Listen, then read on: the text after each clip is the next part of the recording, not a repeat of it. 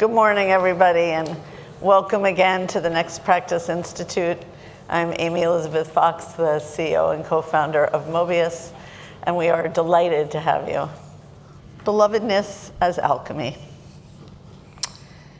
NPI's annual gathering was created as a place of learning, scholarship, fellowship, elevation, refinement, and healing. We come together at a threshold moment where the systems, processes, and institutions we have counted on to provide stability and predictability are breaking down. We are moving quickly from a time of increasing complexity and interdependence to a time of chaos and massive destabilization. Futurist James Kosko called this phenomenon BANI. BANI stands for brittle, anxious, non-linear, and incomprehensible. It encapsulates well the inner state of leaders trying to make meaning of all that is happening and plot a course forward. When you look up advice about how to lead in chaos, all of the advice suggests that it's a moment in time, that it's a crisis. But I would suggest chaos is the new black. As such, we're going to need very different transformational capabilities than the earlier competencies we relied on. This is just a glimpse of the history of leadership development as it sought to prepare leaders for a different kind of world. 20 years ago, almost all of the leadership development was focused on skills development, behavioral change, important interactive and interpersonal competencies like giving feedback, facilitating difficult conversations, stakeholder management, influence without authority. We were asked to help organizations define their purpose and get alignment on their mission. And we started to see the introduction through MIT of systems thinking into organizations. All of that proved useful, but insufficient. As things got more complex, we had to widen the lens of what we were helping executives to do. We had to help them have change agility and adaptive capacities. We had to help them innovate. We had to help them have greater degrees of emotional intelligence and be able to build trust and psychological safety on their teams. We had to help them with customer centricity and an enterprise mindset and diversity and inclusion. I would suggest that, again, we are on the threshold where those competencies will be necessary but insufficient. In a BANI world, we need to help people mystically, transformationally. We need to help them emergently. So one of two things will happen, and you'll see this in your client systems, I'm very sure. Either people will be so afraid of the unknown that they will double down on command and control, and they'll revert to the first column because they'll need to feel secure. But the visionary organizations, or any organization that's hit the wall of that ability, will start to become interested in how do they help people function as a living human system? How do they help organizations become anti-fragile and more resilient? How do they help organizations cultivate stillness and spaciousness to listen to the whispers of the future? How do they help organizations have genuine collective intelligence where many people are involved in generating the solution or even defining the problem? They're going to have to help people learn to work with emergence versus strategy and plans, to foster creativity and innovation. There's going to be a lot more attention on the quality of the workplace and whether people feel a sense of belonging and a sense of joy in the work. And of course, the AI transformation is well upon us, and with it is going to come a change demand that we've never seen before.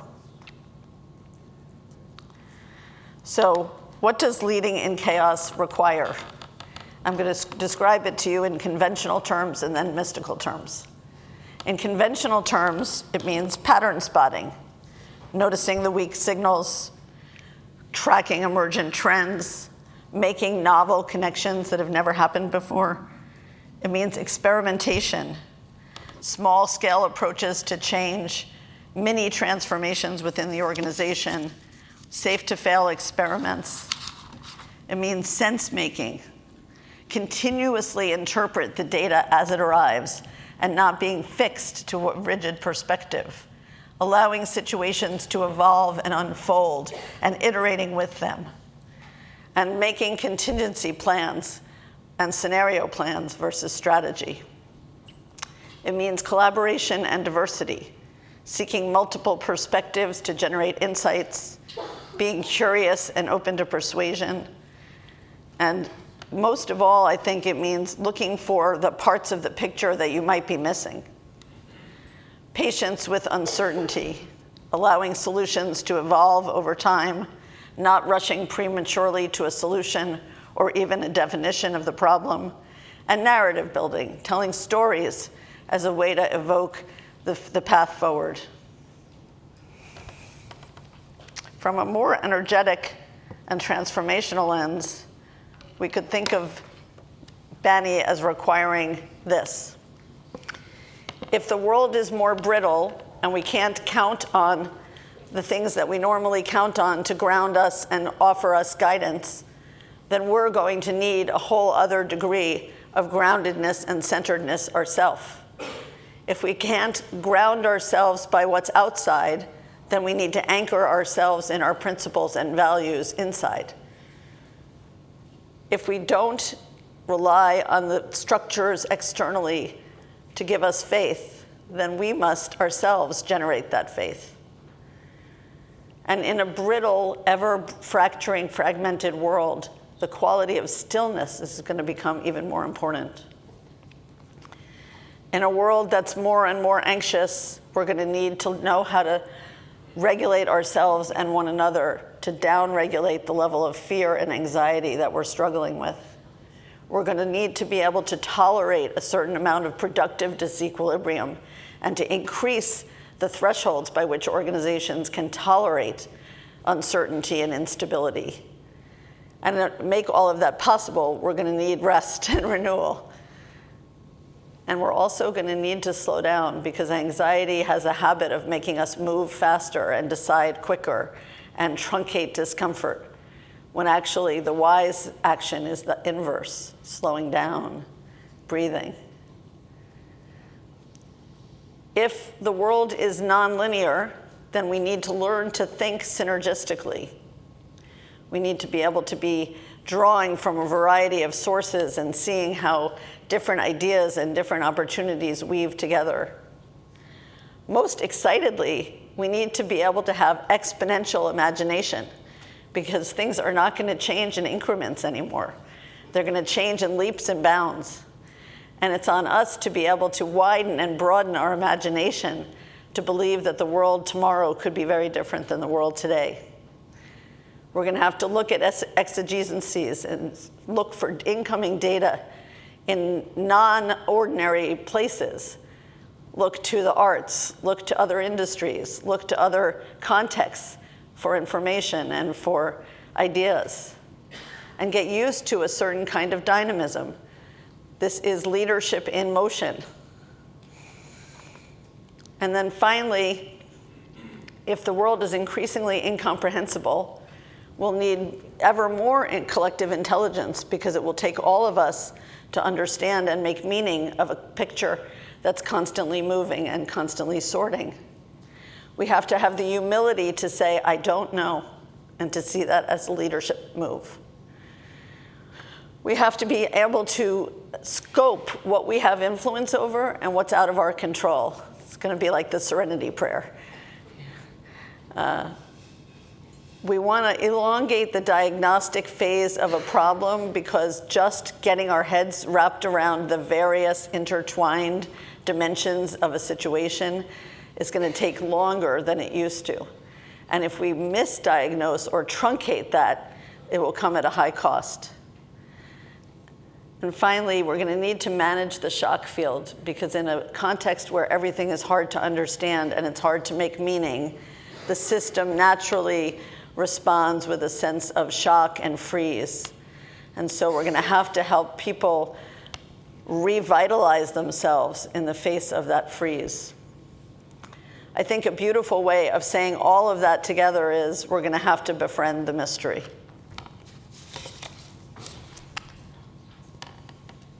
So,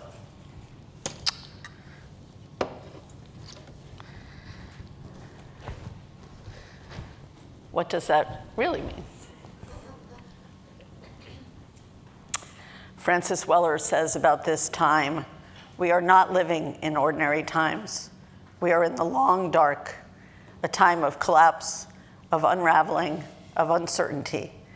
It may take decades, even generations, to move through this. Many of us will not see what happens on the other side.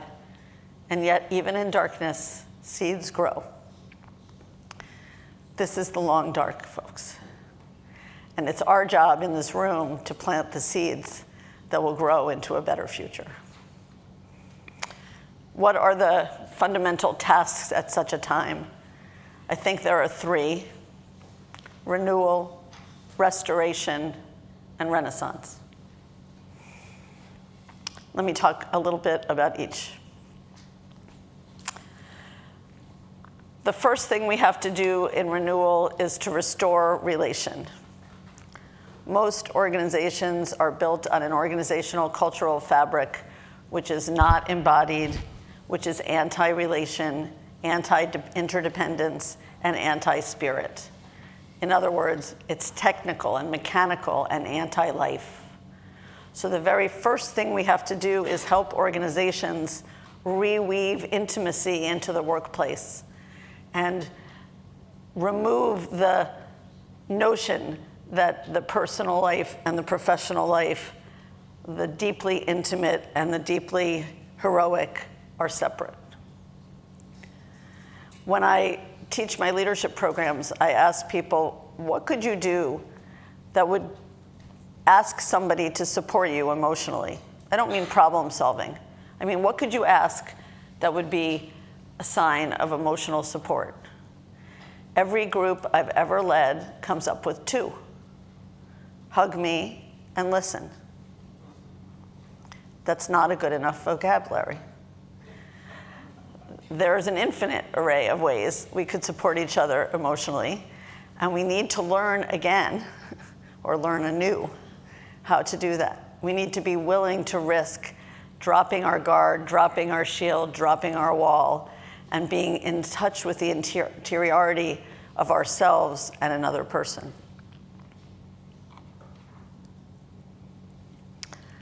I had this notion last week that we should build nests inside companies. And a nest is a little group that a person joins when they join the company. They get assigned to a nest, and the nest walks with them all the days of their tenure in that company, and accompanies their hardships, and accompanies their triumphs, and accompanies their life's milestones, and accompanies their longings. And that just by building such a nest, we would start to create pockets of intimacy and connection and community inside of organizations. And I imagined that when somebody was hired, they would share with their nest on their first time at the meeting of the nest their life narrative. And we've seen over and over and over that when somebody shares the story of their life, a few things happen. One, they feel widely accepted. It's so de-shaming when you take time and people listen to the walk that you've walked and the hardships that you've faced and the struggles that you've had. Secondly, the group naturally and organically loves the person, because it's impossible to hear of somebody's crucible moments and triumphant moments, to hear of their tender heart and their sweetest moments of aloneness and longing, and not come to care for them. So it's a marvelous way to weave a group together and to give everybody a chance to feel a sense of communion with each other. I also imagined life burst moments, that a company would commit to stopping the work and, having moments of dance, moments of music, moments of poetry, moments of drumming, moments of martial arts, that we would start to infuse the poetics back into the workplace as a gesture of enchantment, as a gesture of inspiration, as a recognition that as things get scarier, people need the aesthetics as a way to re-inspire themselves on a daily basis. And I also imagined that we might create a ritual space where somebody in an organization who has just lost a parent, or just birthed a child, or just ran a marathon, whatever it would be, would have a space in which they could consecrate what's occurring and unfolding in their lives. We are so divorced of ritual space in society and places to commemorate and consecrate the holy things that happen in our lives.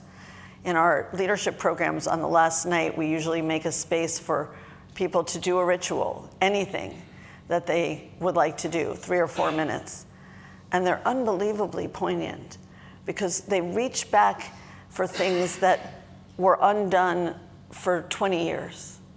I never mourned my father. I never heard my mother speak words of love. I never danced the dance I was meant to dance. I never spoke the poem that I've written.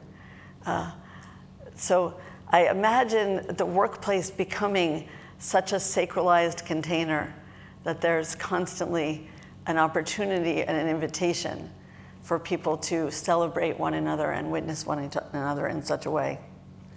And of course, most importantly, workplace will have to become a place of stillness, of reflection, of contemplation. We're in a time of great swirl and great suffering.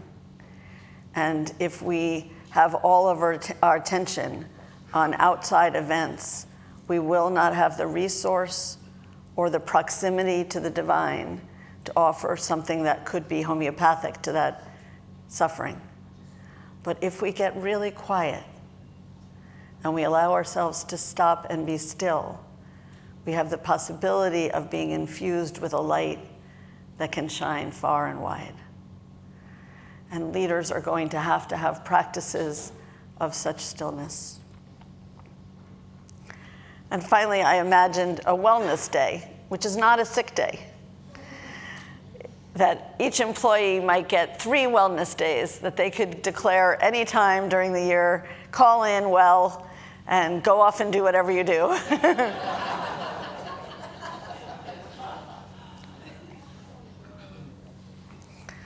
So renewal is the first pillar. Renewal through friendship, renewal through community, renewal through belonging, renewal through the arts, and renewal through quiet. The second extremely important pillar of this time is restoration. We simply have to go back and heal what is unhealed, speak what has yet to be spoken, feel what has yet to be felt, apologize and atone for what has yet to be rectified.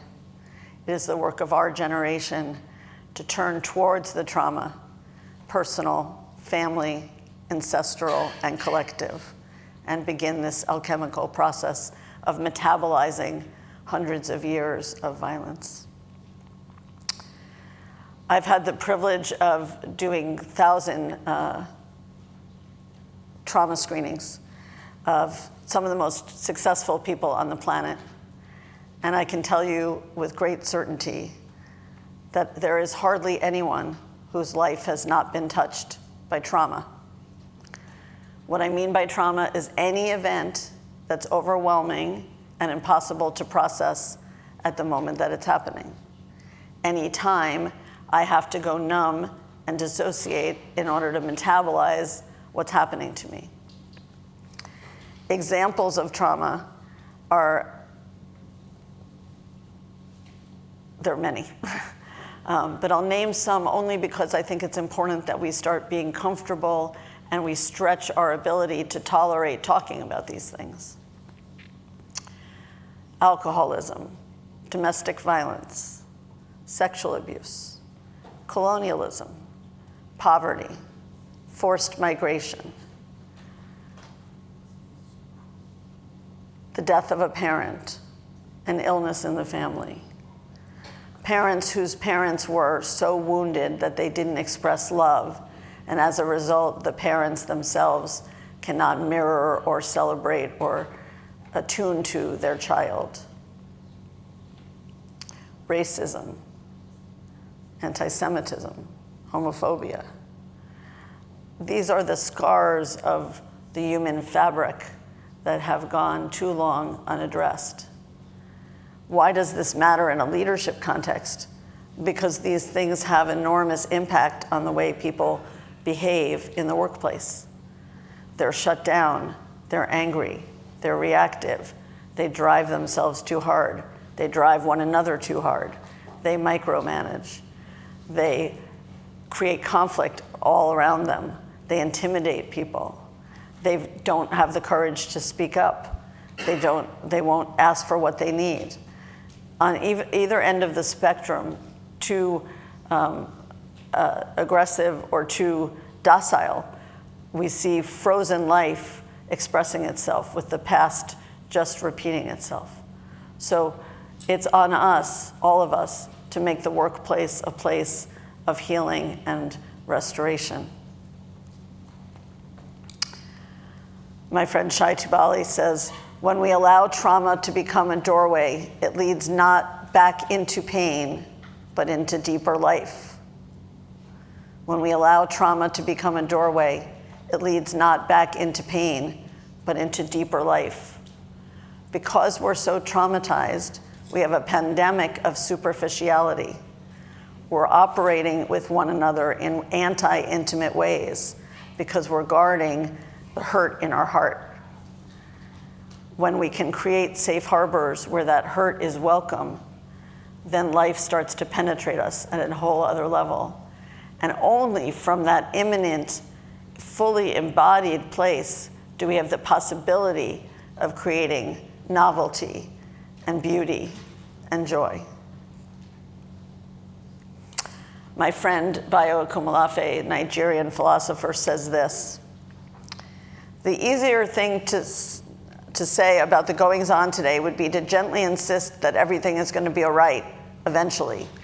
The difficult thing to say might be to insist that everything is going to get a lot worse now, and that by doing your part, we can slowly resist the convergence of forces making our planet even more dangerous and lining the skies with fonts of war. But I want to say the rare thing, not the easy thing or the difficult thing.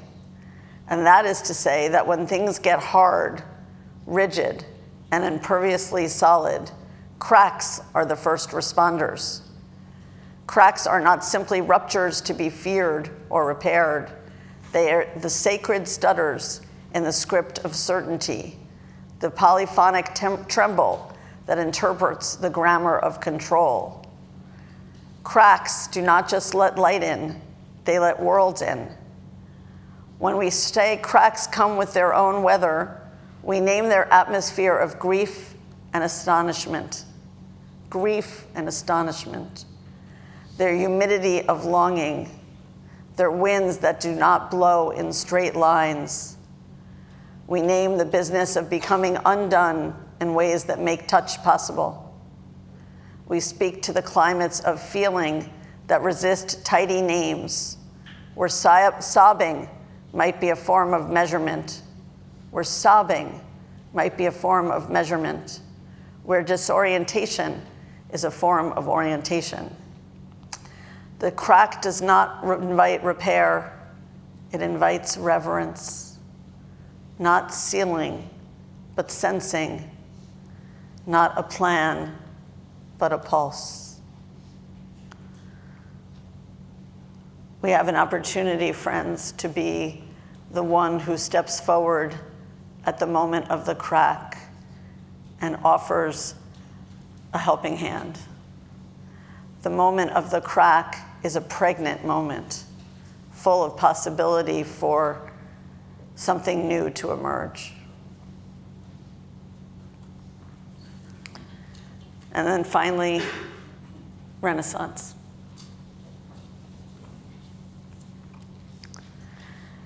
A simple way to say this is, it's all about love.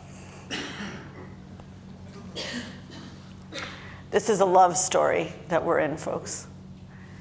And the invitation of this week is to burst your heart open to new levels of love.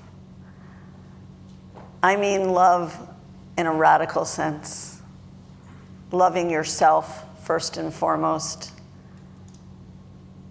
Loving each other. Loving the stranger. Loving the other. Loving life. The antidote to the fear that BANI is going to strike is love. Rumi says it this way: don't move the way fear makes you move. Move the way love makes you move. Don't move the way fear makes you move. Move the way love makes you move. We're being asked to be lovers of life. The first recipient of that love has, of course, to be yourself. You have to do the hard work of loving all of you, the light and the shadow, your joy and your anger, your shame, your sadness, your grief, your guilt. You have to cradle it up and love it as a mother would love a child. And my experience is, this is not a one-time event. This is a over and over and over mudra of self-compassion, self-acceptance, self-blessing. I found this quote that I thought said it very well. Grace is the place when I turn to face all my monsters, demons, shadow walkers in my soul, and love them fiercely, love them with every cell of my being, and welcome them deeply into my heart. I need to say thank you for protecting me, for being the sentinels outside my door, keeping the human darkness away. Grace is when I can fall to my knees in prayer and gratitude for the fierceness of my psyche that gave me these guardians and gatekeepers. And grace is when I can lay a bouquet of flowers at the threshold and say, I am no longer in need of your services. That's a triumphant moment. I am no longer in need of your services. I release you into the arms of eternal love, and I turn and walk away deeper into the mysteries of my soul that came to the world to offer the secrets encoded in my bones when I departed the ancestral realms. Grace is when you keep the promise you made before you were born, the promise to bring your sacred gifts, your holy wisdom, your thread of beauty to weave into creation. Grace is remembering you are a blessed pearl in the strand of birth, death, and rebirth. Then there's loving others. Loving others when it's easy is easy.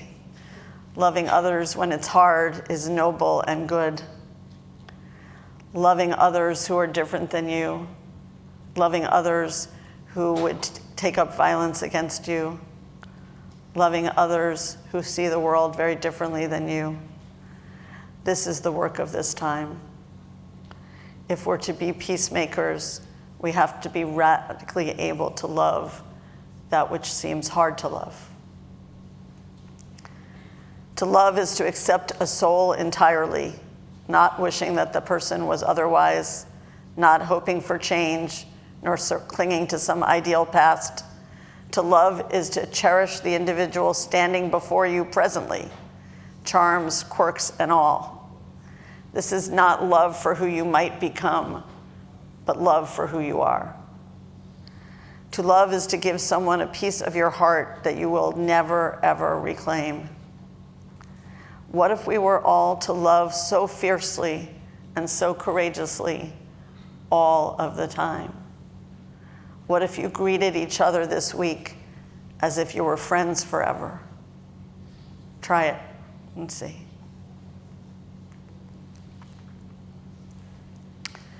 So as a practitioner, it's my job to sharpen my tool set, to polish my instrument. This is a week of refinement because all of us care for the world and hope that we can contribute to making something gentle and something good. It starts with you. You are the instrument of the change that you will make.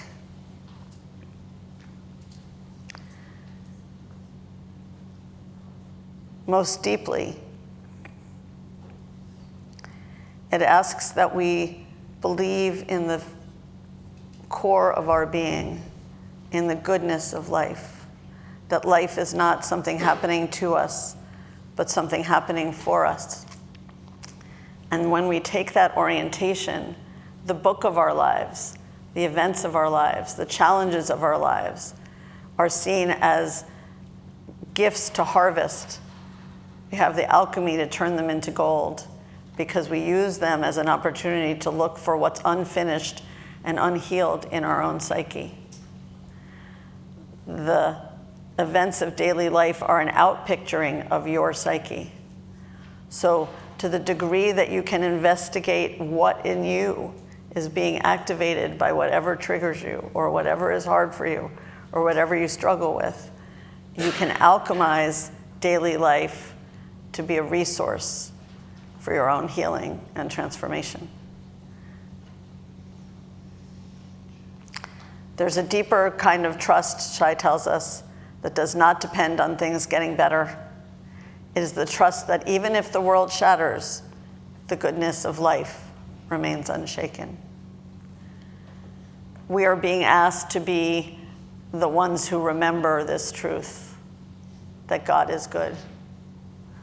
We are the ones who are being asked to remember the eternal flame does not go out. We are the ones who are being asked to remember love. In the long run, this is a devotional game. Change is as much devotional as it is psychological. It is out of love that we ultimately reshape our lives. It is a matter of discipline, a word which, as I tell most of the people I work with, has the same root as the word disciple. In other words, to what will we be devoted? What is it that we will love and serve? This is a week that gives you a chance to ask these questions. To what will I be devoted? What will I love and serve? The heart is the most reliable guide when the world feels chaotic to come full circle. It doesn't just feel, it knows. And through its wisdom, you can find meaning even in the darkest silence. This is a love game, everybody. Thank you very much.